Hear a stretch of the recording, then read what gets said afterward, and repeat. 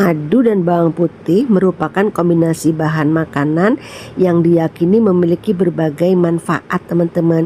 Manfaat kesehatan diyakini dapat membantu melegakan saluran pernafasan, misalnya sedang batuk. Jadi karena saya sedang flu, kita bikin seperti ini teman-teman. Setiap hari diminum 1 sendok. Ini dibiarkan fermentasi selama 1 hari dulu teman-teman. Besok pagi baru kita minum 1 sendok. Besoknya lagi 1 sendok lagi, mudah-mudahan sehat.